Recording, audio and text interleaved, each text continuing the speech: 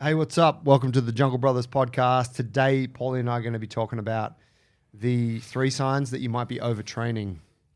Now, this is relevant for anyone in the training process because if you didn't know, the entire training process is built on the idea that you are stressing your body out and then you are recovering, and then that is resulting in you progressing in various ways: strength, flexibility, fitness, etc. If you apply too much strength, you overtrain. If you don't apply enough, you don't get a result. There's more going on than that. We're going to get into it today. Wanted to mention we have 2 coach certificate courses coming up next year and a potential third. We've got 2 in Sydney, March 15 and 16 and September 2021. If you're interested in those, you can enroll now on the website, junglealliance.com. Use the code HERE for it, all in capitals, and you'll get 20% off. There's a discount that's available for the next couple of months. We are looking at doing a third event on the Northern Rivers up at Jungle Cabarita Beach or maybe at Jungle Ballina, depending. It's expressions of interest at this point. We just want to know if we've got enough people up there keen for it. If this is you and you are interested, let me know. Flick me an email, info@junglealliance.com, or you can just get at me on Instagram, my personal account, JBJoey, and let me know. And I'd love to have a chat because we really want to put it together. The gyms up there are in need of recruiting the next generation of coaches, and I'm always keen for a trip up there. And I think Paulie said you're going to come too this time. Yeah, we have to make that April one happen. Yep, there it is. So whether you want to come to the course or not, we need to make it happen. You need to let us know that you're going to enroll. And then last piece, today's episode is brought to you by Panavore, the best coffee and the best Joey sandwiches down in South Sydney. If you are in the area, if you're coming to visit our gym, go visit Panavore, get some coffee, get a Joey sandwich. You won't be disappointed. We're rolling in.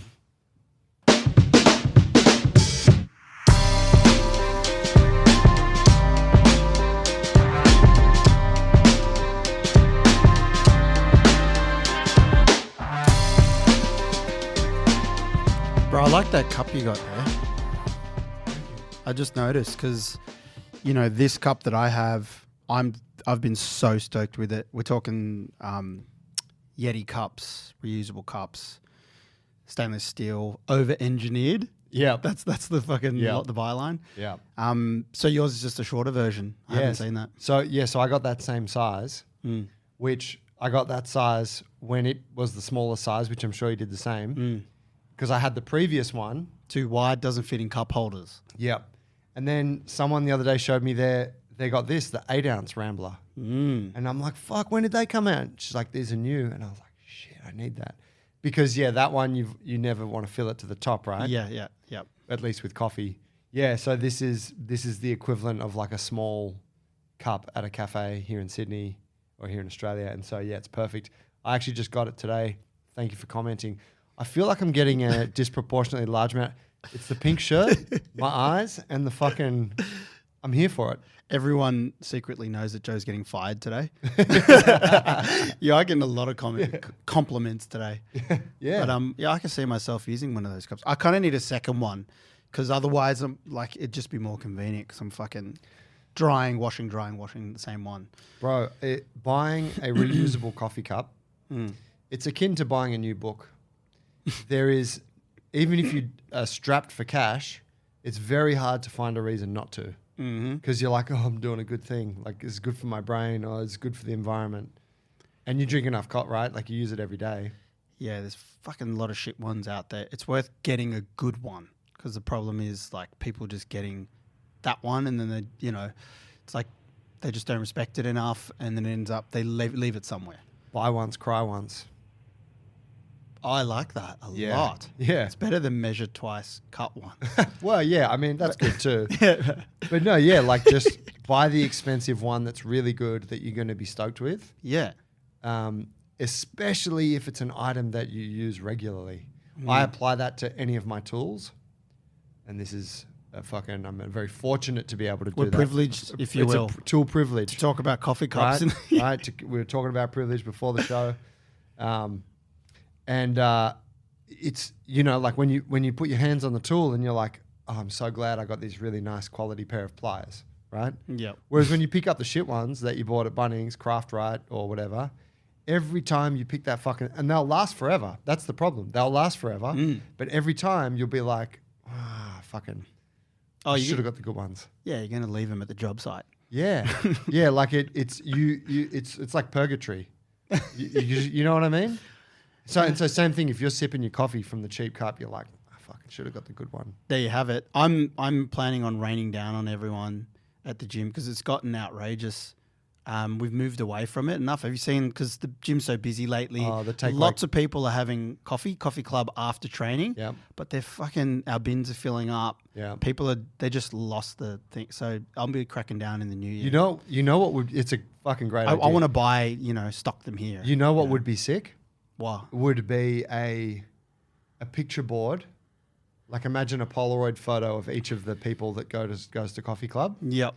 And we could be there too, right? Like as people that work here that drink coffee regularly. Yep. And then every takeaway coffee cup you bring to the gym, you have to stack it like under your photo. Yeah. So each photo ends up with like a growing. Yeah. So that there's like a public accountability of like, look how many fucking cups you went through. You're saying they leave the cup here? Yeah. So you finish your coffee, you give the cup a rinse, and then you have to put it under your photo. I think so. You got the photo. It's like a column graph showing how many over a period of time. Because I feel like COVID did that to us. COVID made everyone re-embrace disposable coffee cups. Because do you remember prior to COVID? Yeah, we couldn't use it. Yeah, well, that's right. They couldn't wouldn't allow take me your to own. use this, no. Yeah. And I think prior to COVID, we were really like, most people were like, oh yeah, coffee cups are fucked. Like you should just take your own cup. And I feel like there was quite an uptake of that. Yep. Whereas everyone like it's so nice drinking from a disposable coffee cup. It's so odd, but it's really nice. And so we all just re-embraced that. It's like, COVID's over, but I'm still here for it. You know? What's the fucking beer? Goddamn, they make the Newtowner, Oscars. Young Henry's. Young Henry's. They do that. Well, they did do that at the brewery. People had their own cups there on the side. I don't know if they do that anymore, but the early years, you could leave your own mug there with your name on it. To drink your beer out of when you come in. We should do that here for coffee. Let's fucking do it. Because it's gotten... you've seen the bin downstairs. Yeah, it's ridiculous. I mean, I throw away coffee cups in the bin myself, It's like, fuck. So that's not the topic that we're talking about today, though, yeah? No, but, some things must take precedence. I went to a really cool barbershop in San Diego years ago. It's called Lefty's Barbershop. And they had this really nice timber shelf that was only wide enough to fit a cup on it. And it ran around the whole room. The room was kind of like a little bit bigger than this one. And then I think they might have had multiple of them. Maybe it was just one. And they had like porcelain kind of cups on there with a name. Yep. And I was like, what's the deal with that? And he said, oh, that's when you're a regular here and you get a shave here, you can have your own cup. And it was customary in barbershops for regulars. So that was the cup you make the foam out of. Oh. So you get the brush and the shaving, whatever they would use, some soap or some shit. Okay. I was like, oh, that's so cool. And he's like, yeah, so as we go on, like we're going to fill that with cups as we get more people coming through and there'll be more shelves. And it's that same kind of thing. I thought as Young Henry's, I was like, that's so cool.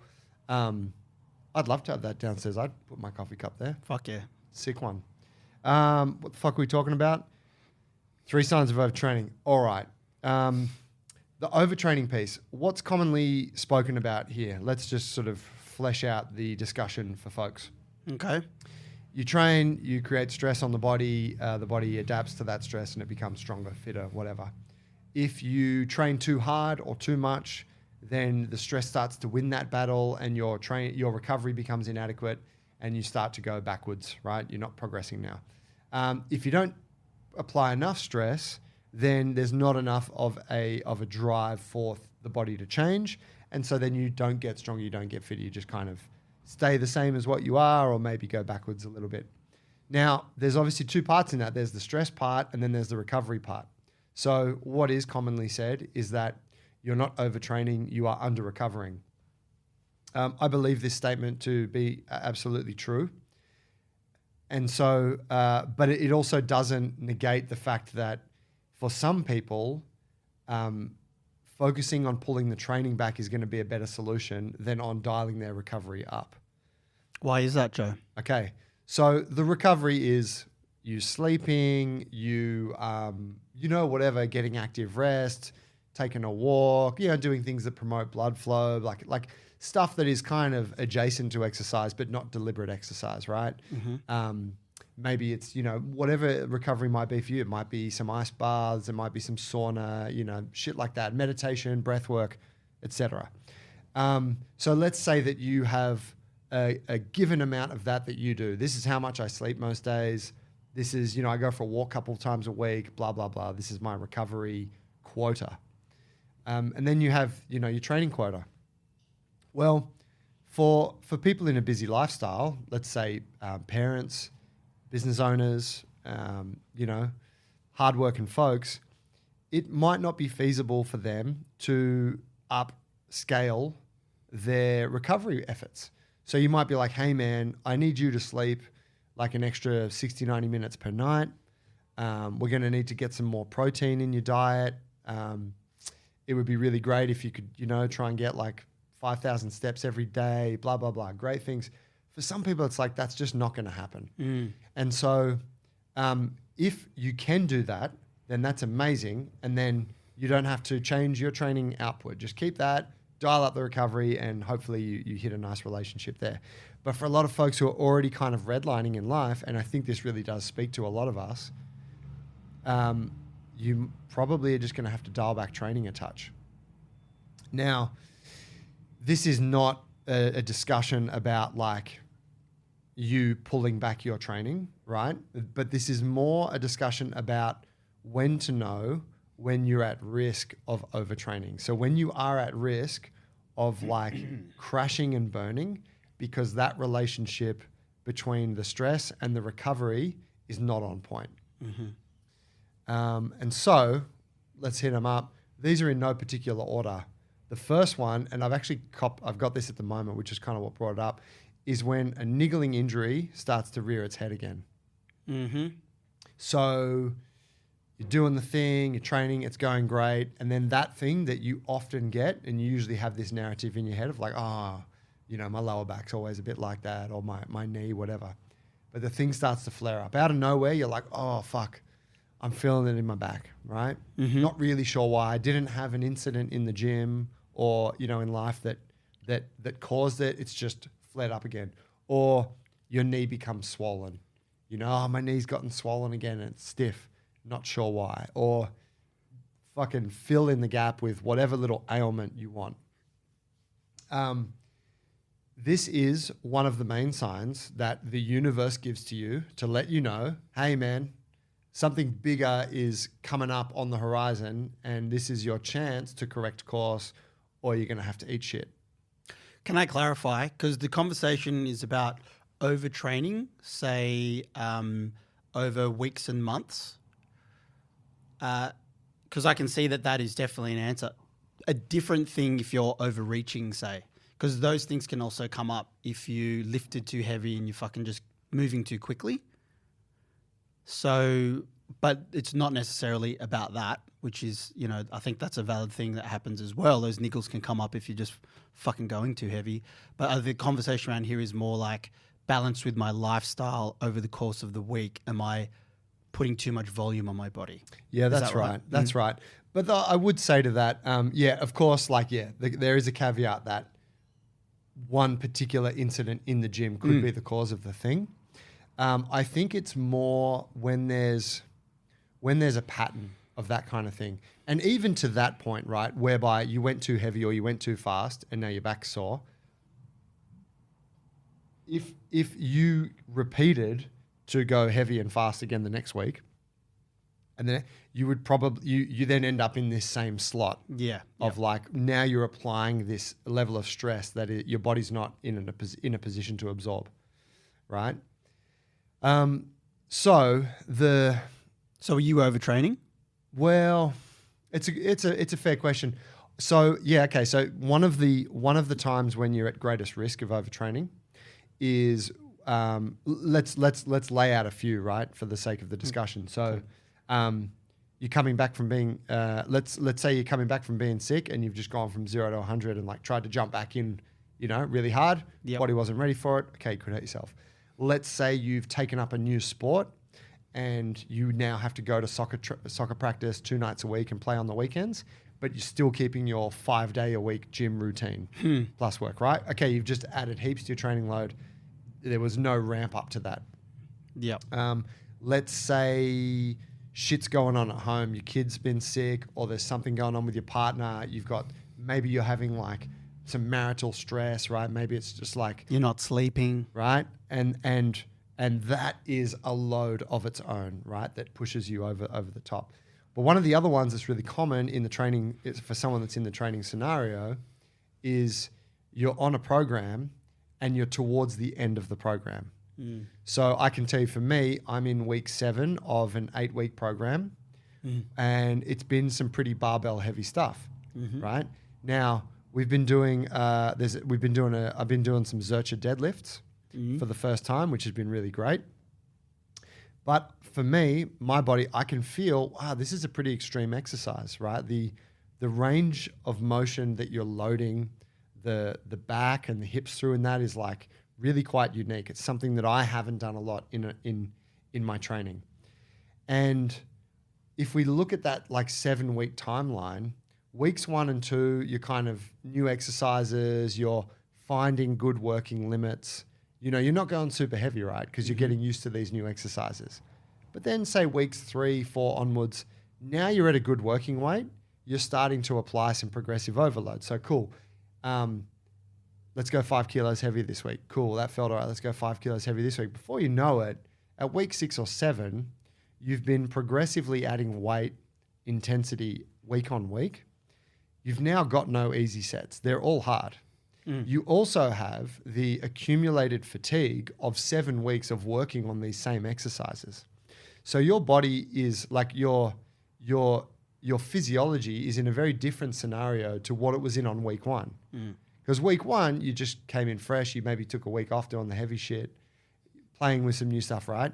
So towards the end of a program is often when you will hit this overtraining limit.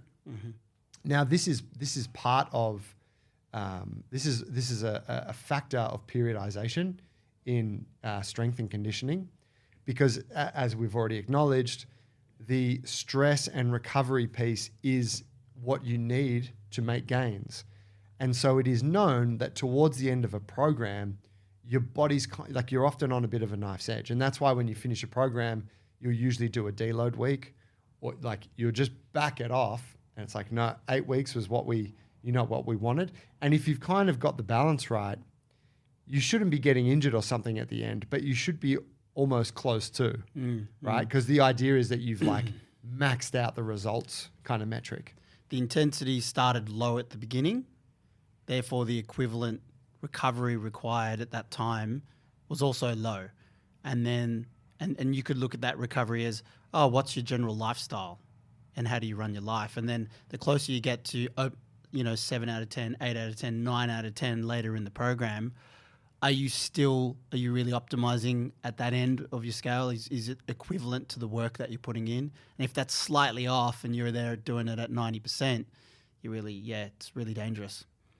Yeah. So, I mean, I'm not trying to scare anyone about like going hard or, doing a thing, but that like to me, that lets me know. I'm like, yeah, and I felt it this week. I was like, we're doing some hang power cleans. They felt good.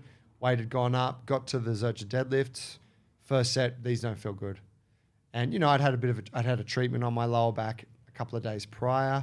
So potentially, potentially that was a bit of an indicator, like maybe give it a bit of rest.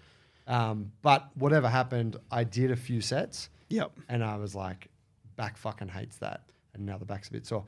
It's fine, right? It's getting better. But not to mention Raylene's yelling at you going, put more weight on, Joey. Raylene's fucking chomping. She's like 5 kilos lighter than like I saw her on her Instagram video.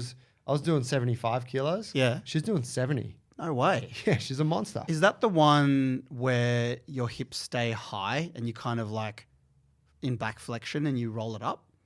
Yeah. Like I mean, that's get not it in the the elbow intention, pits. but yeah. You roll, put it, the elbow pits, and then your hips stay high, and you kind of use the lower back to come up. The hips aren't supposed to stay high. It's just kind of what happens when you get to that heavier end. Yep. But the idea is you're just meant to crouch down in a deep squat, hook the bar into the crook of your elbow, and stand up. Okay. Yeah. Fuck. I used the word dangerous before. It was probably, I didn't mean to use that. It's a bit of a harsh word. But yeah, as you get to the pointy end of a program, it's something that you need to consider is that relationship. Absolutely. And so with that in mind, let's go to point 2 of the signs that you might be overtraining. Okay. Point 2 is you start to get sick.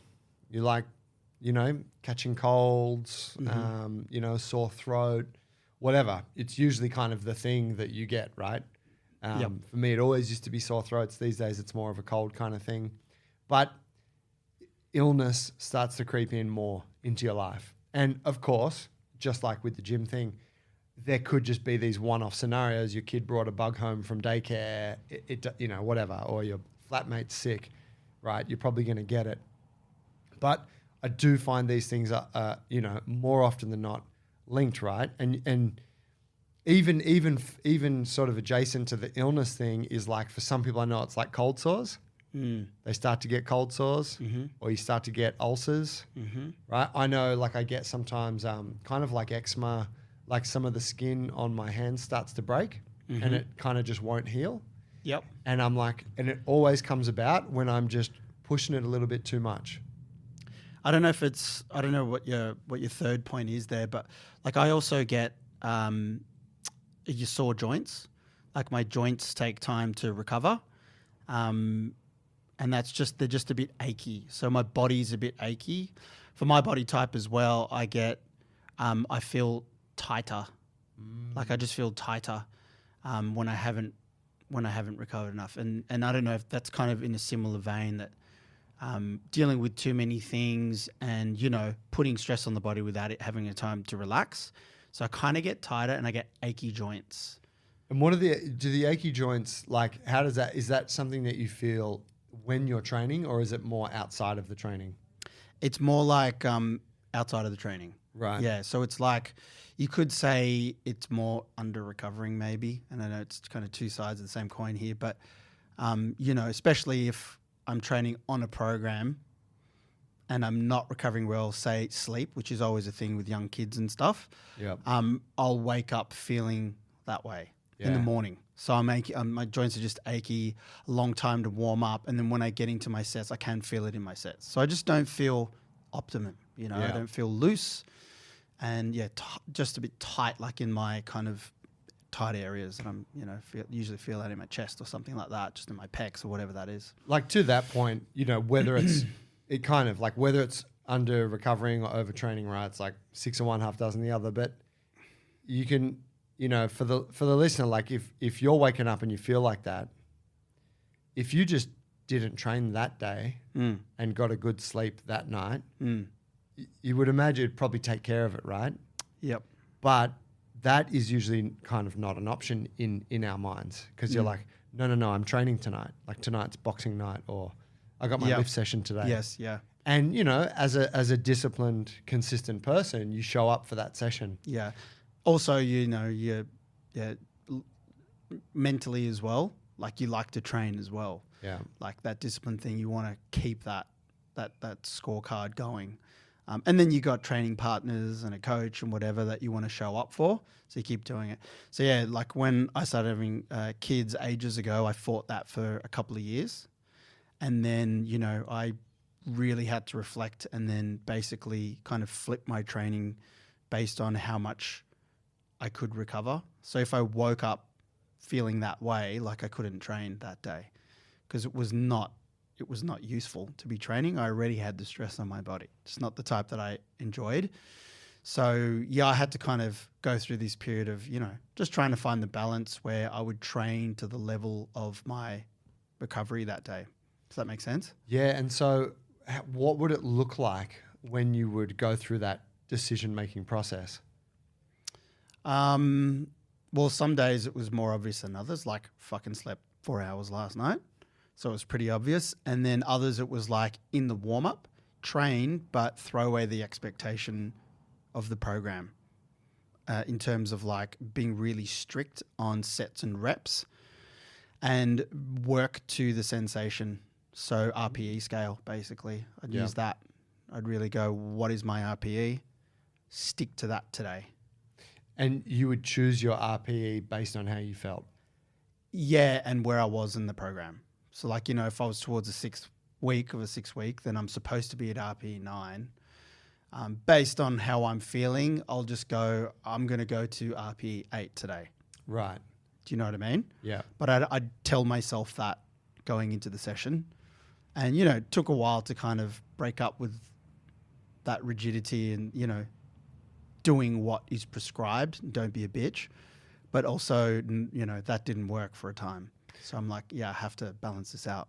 If you're not familiar with RPE, it's rate of perceived exertion, and it's just a scale of your subjective output on a given effort with exercise. You just look it up on the internet and you'll get an idea of it. But it is a very good way to kind of guide the intensity of what you're doing. So, so you were just saying then that like the program has an RPE, but you go, I'm feeling like shit, haven't slept well. I'm going to pull that back a bit. Yeah, exactly. Smart. Now, these all, as we venture into our third point, these all work together. It's not like you get hit with one and then the other, and sometimes one is the cause of another and that kind of thing. But hopefully, like this chat will give you an idea of, it will allow you to identify when the universe is trying to tell you, hey man, maybe just back it off a little bit. So third point is when your sleep starts to fall apart. There you go. And this is quite ironic because it's the thing that you need the most. Yep. And I think we're all aware of that, especially as adults. You sometimes when you really just need sleep so much, your body won't fucking let you have it. It's awful, right? Like if you're neurologically kind of super upregulated, you can't get to sleep. And so, like you mentioned before, like feeling tight and that kind of thing, that's like a sign that your nervous system is upregulated, right? It's in a kind of excited state, which is not the state that you would sleep in. Your sleep starts to fall apart. Maybe you can get to bed. Maybe you're waking up in the middle of the night. Maybe you just wake up in the morning, and when you do that little kind of initial assessment that we all do, you get out of bed and you tend to just go like, how was my sleep? I mean, there's probably like 5 people on the earth that don't do that, and they would sleep really well. It's like every night's great. But for most of us, I think you get up and you kind of go like, oh, how was that? How am I feeling? And I think you can identify times when it's just you're not performing very well. Then you're like, that was a shit sleep. I don't know why. You might have gone to bed at the right time. You might have had all the fucking pre-sleep rituals and whatnot. It just didn't work. It could be because of the injury. It could be pain that's keeping you up. Maybe you're getting sick. It could be that. But it could just be that your sleep's falling apart. And sometimes then your sleep's falling apart, you're susceptible to getting sick. Or you show up at training the next day, that's when you get injured. Like, yeah, I think sleep is probably the most frustrating of all. Yeah. Yeah, going back to kind of like the recovery period, the recovery half of the training, when you get to that level, I think that, because you could say that, say your training day is Monday and then you train on Wednesday and your recovery is just not training as well. Like it doesn't have to be active. It could just be that you're not actively going to RPE 8 with shit in the gym for 2 days. But I think when you get to that level, I know that I have to actively recover, because you don't want to then take 5 days off necessarily. Like there is, of course, deload weeks and stuff like that. But if my overtraining and my lifestyle that's way too packed and busy is keeping me awake, and so I'm in that loop, then I have to look to actively recover. What's that look like? For me personally, obviously there's massage and there's sauna, but like for me, and I think it might be for a lot of people, it's like I just have to review.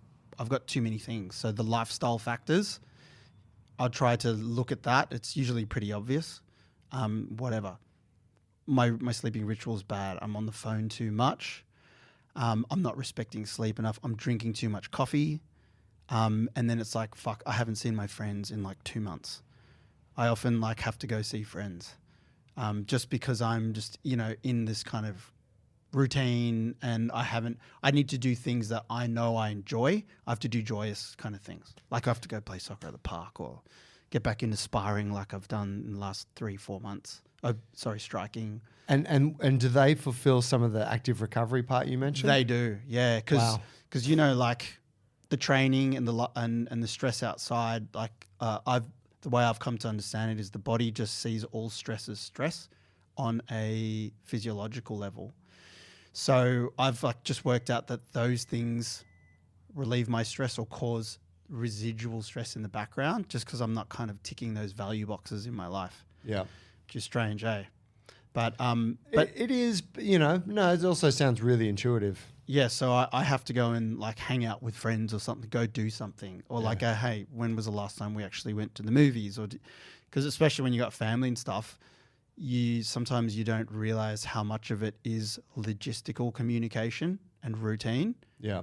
And it's like, fuck, it's been logistical for 2 months now. Yeah. Can we go do something just fun for the fuck of it type of thing? Yeah. And can I do it with somebody else? Yeah, exactly. Yeah, You and fucking guys stay here. often, yeah, and that's what it is. No, but that is, yeah. Yeah, I have to go and talk shit on a bar stool, Yeah.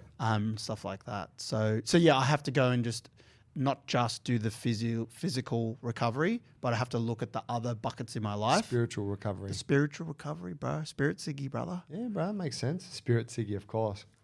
Booyah.